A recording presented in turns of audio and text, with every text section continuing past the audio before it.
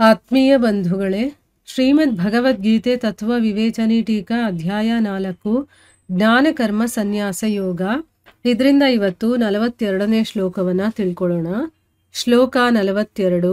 ತಸ್ಮಾದ್ ಅಜ್ಞಾನ ಸಂಭೂತಂ ಹೃತ್ಸ್ನಂ ಜ್ಞಾನಾಸಿನಾತ್ಮನಃ ಚಿತ್ವೈನಂ ಸಂಶಯಂ ಯೋಗಂ ಆತಿಷ್ಠೋತ್ತಿಷ್ಠ ಭಾರತ. ಅನುವಾದ.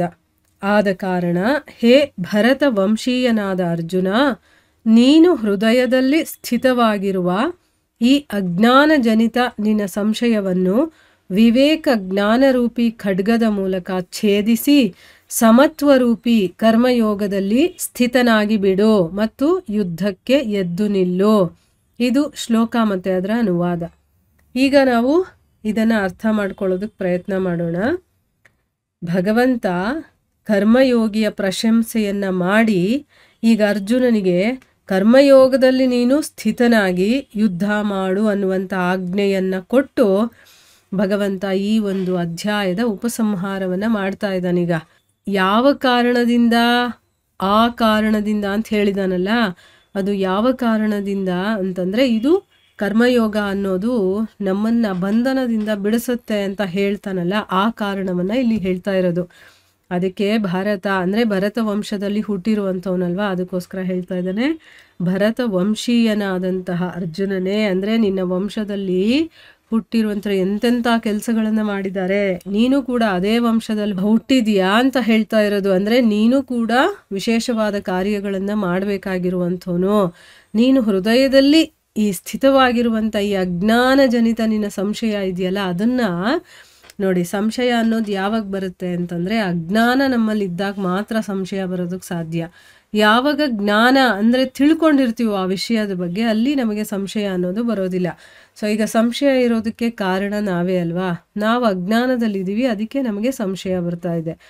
ಅದೇ ನಾವು ಜ್ಞಾನವನ್ನು ತಿಳುವಳಿಕೆಯನ್ನು ತಿಳ್ಕೊಂಬಿಟ್ವಿ ಅಂತಂದರೆ ಈ ಸಂಶಯ ಅನ್ನೋದೇ ಇರೋದಿಲ್ಲ. ಅದಕ್ಕಿಲ್ಲಿ ಭಗವಂತ ಹೇಳ್ತಾ ಇದ್ದಾನೆ, ಈ ಅಜ್ಞಾನದಿಂದ ಹುಟ್ಟಿರುವಂಥ ನಿನ್ನ ಈ ಸಂಶಯವನ್ನು ಯಾವ ಖಡ್ಗದ ಮೂಲಕ ನೀನು ಇದನ್ನು ಕತ್ತರಿಸ್ಬೇಕು ಅಂದರೆ ಬುಡ ಸಮೇತ ಕತ್ತರಿಸ್ಬಿಡು ಅಂತ ಹೇಳ್ತಾ ಇದ್ದಾನೆ. ಯಾವುದರಿಂದ? ವಿವೇಕ ಜ್ಞಾನ ರೂಪಿ ಖಡ್ಗದ ಮೂಲಕ ಅಂತ ಹೇಳ್ತಾ ಇದ್ದಾನೆ. ಅಂದ್ರೇನು? ವಿವೇಕ ಅನ್ನುವಂತಹ ಜ್ಞಾನರೂಪಿ ಖಡ್ಗವನ್ನು ನೀನು ಧರಿಸ್ಕೊಳ್ಬೇಕು. ಅದರ ಮುಖಾಂತರ ನೀನು ಈ ಅಜ್ಞಾನವನ್ನು ಛೇದಿಸು. ಯಾವಾಗ ಜ್ಞಾನ ಬರುತ್ತೋ ಆಗ ನಮ್ಮಲ್ಲಿ ವಿವೇಕ ಜಾಗೃತವಾಗುತ್ತೆ. ಯಾವಾಗ ವಿವೇಕ ಜ್ಞಾನ ನಮ್ಮಲ್ಲಿ ಬಂದ್ಬಿಡುತ್ತೋ ಆಗ ಅಜ್ಞಾನ ಅನ್ನೋದು ಇರೋದೇ ಇಲ್ಲ. ಅಜ್ಞಾನ ಇಲ್ಲ ಅಂತಂದಾಗ ಸಂಶಯ ಅನ್ನೋದು ತಂತಾನಾಗೆ ಹೊರಟೋಗ್ಬಿಡುತ್ತೆ. ಸೊ ಅದಕ್ಕೆ ಹೇಳ್ತಾ ಇದ್ದಾನೆ, ಈ ಅಜ್ಞಾನದಿಂದ ಹುಟ್ಟಿರುವಂಥ ನಿನ್ನ ಸಂಶಯವನ್ನು ವಿವೇಕ ಜ್ಞಾನರೂಪಿ ಖಡ್ಗದ ಮೂಲಕ ನೀನು ಕತ್ತರಿಸ್ಬಿಡು. ಸಮತ್ವ ಅನ್ನುವಂತಹ ಕರ್ಮಯೋಗದಲ್ಲಿ ನೀನು ಸ್ಥಿತನಾಗ್ಬಿಡು. ಅಂದರೆ ಎಲ್ಲ ಕರ್ಮಗಳನ್ನು ಕೂಡ ಸಮವಾಗಿ ನೋಡುವಂಥದ್ದು. ಆ ನೋಡುವಂಥ ದೃಷ್ಟಿ ಒಂದು ಬದಲಾಯಿಸ್ಕೋಬೇಕು ನಾವು, ಅಷ್ಟೇ. ನಾವು ಏನು ಕೆಲಸ ಮಾಡಿದ್ರೂ ಏನೂ ತೊಂದರೆ ಇಲ್ಲ. ಆದರೆ ಸಮತ್ವರೂಪಿ ಕರ್ಮಯೋಗ ಅಂತ ಹೇಳಿದ ನೋಡಿ, ಅಂಥ ಯೋಗದಲ್ಲಿ ನೀನು ಸ್ಥಿತನಾಗ್ಬಿಡು ಮತ್ತು ಯುದ್ಧಕ್ಕೆ ಎದ್ದು ನಿಲ್ಲು. ಸಾಕು, ಇಷ್ಟೊತ್ತು ನೀನು ಮಾತಾಡಿದ್ದು, ಈಗ ನೀನು ಯುದ್ಧ ಮಾಡು, ಕರ್ಮಯೋಗದಲ್ಲಿ ಸ್ಥಿತನಾಗು. ನಾನು ಕೆಲಸ ಮಾಡ್ದೇನೆ ಇದ್ಬಿಡ್ತೀನಿ, ಯುದ್ಧ ಮಾಡೋದಿಲ್ಲ ಅಂತೆಲ್ಲ ಹೇಳಬೇಡ, ಅದು ನಿನಗೆ ಸರಿಯಲ್ಲ. ಅದನ್ನು ಯೋಗ ರೂಪದಲ್ಲಿ ಮಾಡು. ನೀನೇನೇ ಕೆಲಸ ಮಾಡಿದ್ರೂ ಅದನ್ನು ಯೋಗ ರೂಪದಲ್ಲಿ ಮಾಡು. ಸೊ ಈ ಕರ್ಮವನ್ನು, ಈ ಒಂದು ಯುದ್ಧವನ್ನು ಕೂಡ ನೀನು ನನಗೋಸ್ಕರ ಮಾಡ್ತಾ ಇದೆಯಾ ಅಂತ ನನಗೆ ಸಮರ್ಪಣೆ ಮಾಡಿ ಆ ಕರ್ಮಯೋಗದ ರೂಪದಲ್ಲಿ ನೀನು ಮಾಡು ಅಂತ ಹೇಳ್ತಾ ಇದ್ದಾನೆ. ಅಂದರೆ ಈಗ ಅವನಿಗೆ ಒಂದು ಆರ್ಡರ್ ಕೊಡ್ತಾ ಇದ್ದಾನೆ, ಯುದ್ಧಕ್ಕೆ ನೀನು ಎದ್ದು ನಿಲ್ಲು, ಯುದ್ಧ ಮಾಡು ಅಂತನ್ಬಿಟ್ಟು. ಇಲ್ಲಿ ಪ್ರಶ್ನೆ ಏನು ಅಂತಂದರೆ, ತಸ್ಮಾತ್ ಅನ್ನುವಂಥ ಪದ ಇದೆಯಲ್ಲ, ಅದರ ಅರ್ಥ ಏನು ಅಂತ ಕೇಳ್ತಾ ಇದ್ದಾರೆ. ಯಾಕೆ ಇಲ್ಲಿ ತಸ್ಮಾತ್ ಅನ್ನುವಂಥ ಪದವನ್ನು ಪ್ರಯೋಗ ಮಾಡಿದ್ದಾರೆ ಅಂತನ್ಬಿಟ್ಟು. ಉತ್ತರ ಏನು ಅಂತಂದರೆ, ಹೇತುವಾಚಕ ಅಂತಂದರೆ ಏನು? ಈಗ ಏನೋ ಒಂದು ಹೇಳಿ ಅದಕ್ಕೋಸ್ಕರ ಅಂತ ಹೇಳ್ತೀವಲ್ವಾ, ಆ ಒಂದು ವಾಚಕವಾಗಿ ತಸ್ಮಾತ್ ಪದದ ಪ್ರಯೋಗವನ್ನು ಮಾಡಿ ಇಲ್ಲಿ ಭಗವಂತ ಅರ್ಜುನನಿಗೆ ಕರ್ಮಯೋಗದಲ್ಲಿ ಸ್ಥಿತನಾಗೋದಕ್ಕೆ ಇಲ್ಲಿ ಪ್ರೋತ್ಸಾಹವನ್ನು ಕೊಡ್ತಾ ಇದ್ದಾನೆ. ನೀನು ಕರ್ಮಯೋಗವನ್ನು ಮಾಡಬೇಕು ಅಂತ ಹೇಳ್ತಾ ಇದ್ದಾನೆ. ಆಮೇಲೆ ಹಿಂದಿನ ಶ್ಲೋಕದಲ್ಲಿ ವರ್ಣನೆ ಮಾಡಿರೋ ಹಾಗೆಯೇ ಕರ್ಮಯೋಗದಲ್ಲಿ ಸ್ಥಿತನಾಗಿರುವಂತಹ ಮನುಷ್ಯ ಕರ್ಮ ಬಂಧನದಿಂದ ಮುಕ್ತನಾಗ್ತಾನೆ ಅನ್ನೋದನ್ನ ತಿಳ್ಕೊಂಡಿದ್ದೀವಿ.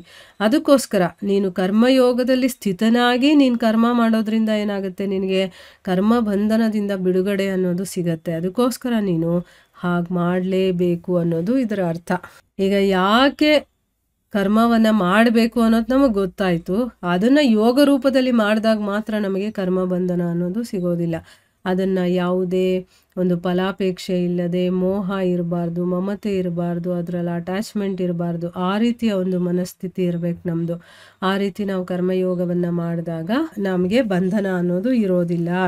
ಸೊ ಇಲ್ಲಿ ಅರ್ಜುನನಿಗೆ ಆ ಕರ್ಮ ಯೋಗದ ಬಗ್ಗೆ ಎಲ್ಲ ತಿಳಿಸಿ ಅದರಿಂದ ಏನೇನೆಲ್ಲ ಸಿಗುತ್ತೆ, ಏನಾಗುತ್ತೆ ಅಂತೆಲ್ಲ ಹೇಳಿ, ಅಂದರೆ ನಾವು ಕರ್ಮ ಬಂಧನದಿಂದನೇ ಬಿಡುಗಡೆ ಹೊಂದಬೋದು ಅಂತೆಲ್ಲ ಹೇಳ್ತಾನಲ್ಲ, ಅದಕ್ಕೋಸ್ಕರ ನೀನು ಕರ್ಮಯೋಗದಲ್ಲಿ ಮುಳುಗೋದು ಒಳ್ಳೆಯದು.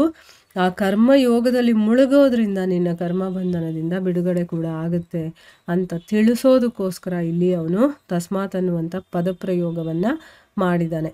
ಸೊ ಇಲ್ಲಿಗೆ ನಾವು ನಿಲ್ಲಿಸೋಣ. ಹರೇ ಕೃಷ್ಣ.